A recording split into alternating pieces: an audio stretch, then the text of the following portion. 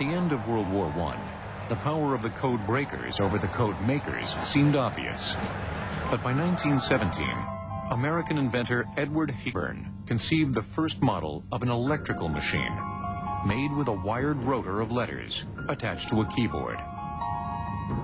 1 year later, a German electrical engineer, Arthur Scherbius, independently created an electrical encryption machine similar to Hebern's, with several rotors. The inventions revolutionized cryptography by mechanizing the production of codes with millions of potential variations. Imagine a hockey puck. 26 electrical contacts on one side, 26 electrical contacts on the other side, wired at random. You shoot an electrical current through into A. It comes out at Q, lights up a letter. Now this hockey puck turns one space. You shoot a current in again at A. Now it's going to come out at X. And this continues to turn until you go through all 26 revolutions. And then, instead of just having one cipher machine, one cipher wheel next to another, you have several rotors next to another. By the mid-1920s, Scherbius was mass-producing his new model, called Enigma. Over the next 2 decades, he would sell more than 30,000 units to the German military that viewed it as a godsend. Meanwhile, the cryptology offices of the Allies had dwindled in personnel and quality. But Poland, because of its geographical vulnerability between Germany and Russia, was desperate for intelligence. The Poles set up a world-leading cryptanalyst bureau and hired a group of brilliant mathematicians. One of them was 23-year-old Marian Rejewski. What Rejewski realized was that if you have a machine that's based on rotors, there's certain mathematical relationships between the way it enciphers a letter in one position and the way it enciphers a letter in the next position in sequence. Even today, it's an astonishing accomplishment of what he did, was able to reconstruct the wiring of the rotors of an Enigma machine without ever having seen one. In building his own model of the German military Enigma, all Rejewski had was a commercial version of Enigma and his extraordinary math skills.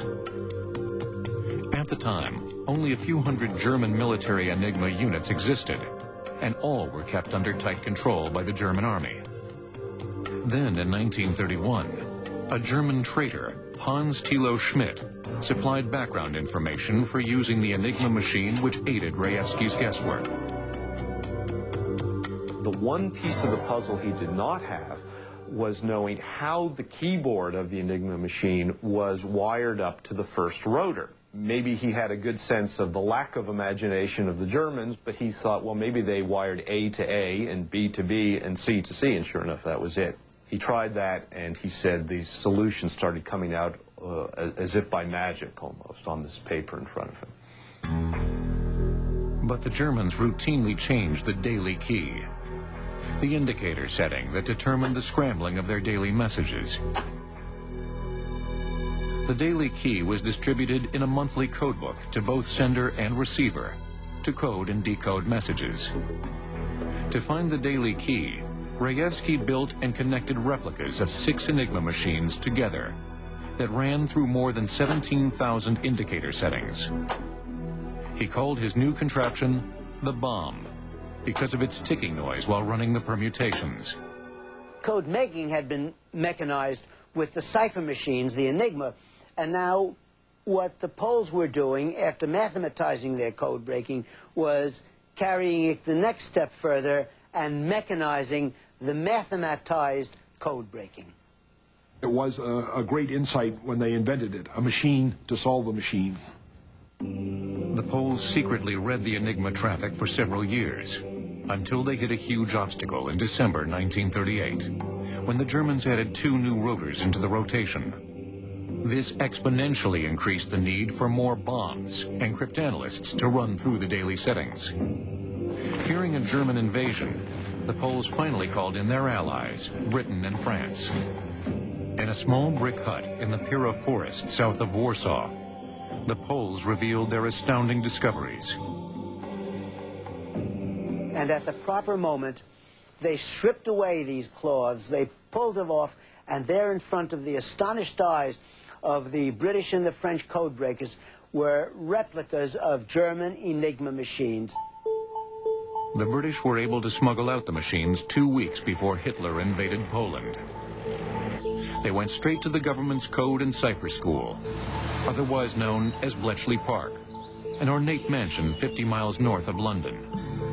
Alan Turing, a math genius recruited to Bletchley from Cambridge, soon made a fundamental insight into the workings of the bombs. The original Polish bomb would just keep sorting through German military messages until it came upon a key word. Alan Turing realized that there were so many possibilities in the German Enigma machine that they couldn't run through them all, and he had a different approach, and he devised a machine which would eliminate most of the possibilities, leaving relatively few to be tested.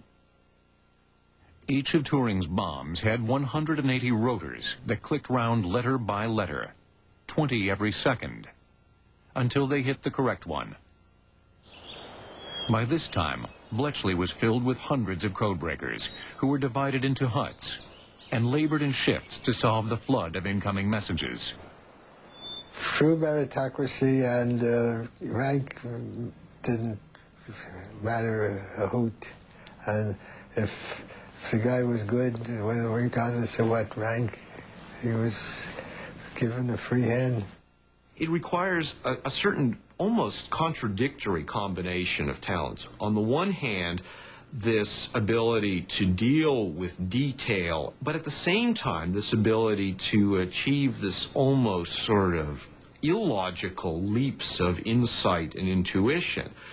It almost is that you wanted, Beethoven with the soul of an accountant. Soon Britain was deciphering large numbers of the German Enigma communications. In 1943, a British engineer, Tommy Flowers, created Colossus, a mechanism that moved code breaking from electromechanical to purely electronic, which worked much faster.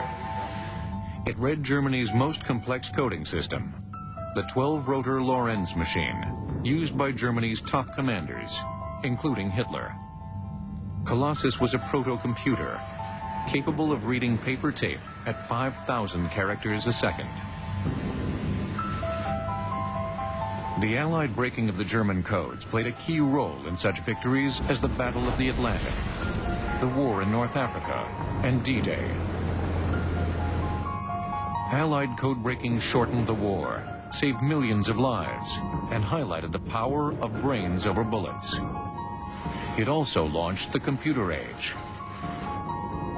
But there was another coding system used by the Japanese in World War II that the Americans were just as determined to crack. At the close of World War I, American cryptology was rudimentary. But since the early 1920s, a lone genius, William Friedman, had been developing statistical methods to solve the codes of the new rotor machines while heading the U.S. Signal Corps. When Japan switched to a mechanized coding system in the mid-1930s, Friedman's team of codebreakers was soon reading Japan's new red code for diplomatic communications. But solving Japan's codes was a torturous process. When you're trying to solve a code, you come in every day and look an inscrutable bunch of letters or numbers. It's anguish. Maybe we should try this, maybe we should try that. Day after day, month after month, year after year sometimes, until finally new messages come in which allow you to see some kind of pattern which you hadn't seen before. Then, in February 1939, Japan introduced the Purple Machine, a mind-twisting coding system that employed several rotors and telephone switches. But Japan then made a critical human error, an important factor in code breaking throughout history. The Japanese helped out by sending the same messages in the red and purple systems. This allowed Americans to compare the two systems and make some breaks. A young MIT electrical engineer in Friedman's group, Leo Rosen, built a machine to simulate Purple's complex scrambling patterns. By 1940, the contraption had automated the decipherment of the Japanese Purple Code. It was a great intellectual accomplishment, made the decryption of these Japanese messages almost automatic. It sometimes would allow the Americans to read the Japanese ambassador's mail before he did. The Purple Code breakthrough led to one of the greatest intelligence coups of the war.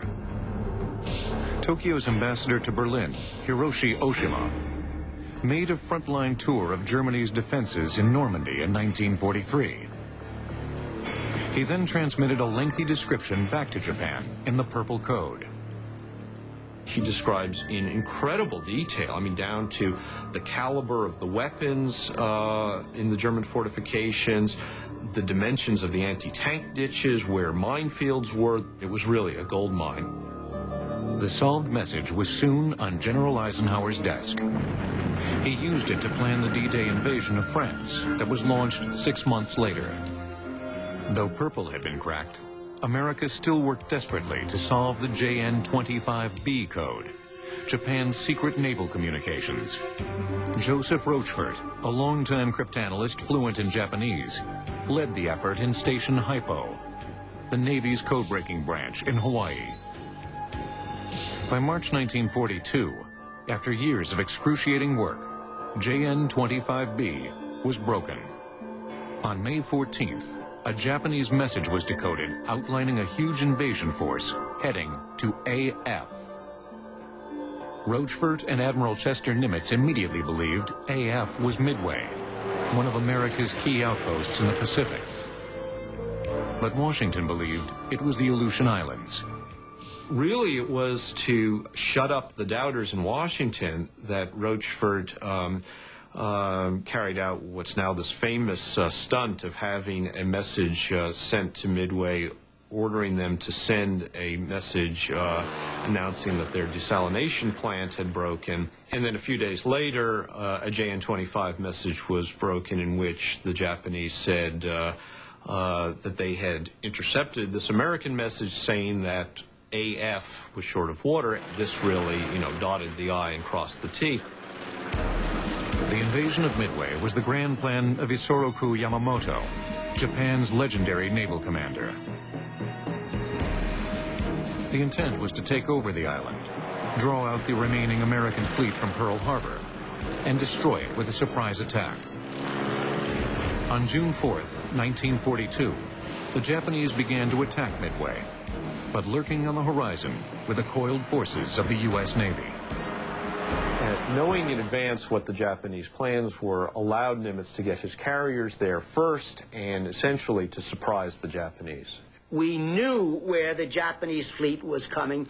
We were able to hover off their flank and, unsuspecting of the Japanese, hurl ourselves on the Japanese, sink 4 carriers, and send the Japanese battleships and carriers reeling back to Japan. That knowledge not only was the turning point for the Battle of Midway, but the Battle of Midway was the turning point in the entire Pacific War. It was a stunning and flawless operation. And for codemakers, the hunt for a truly unbreakable code is an obsession that continues into the age of computers.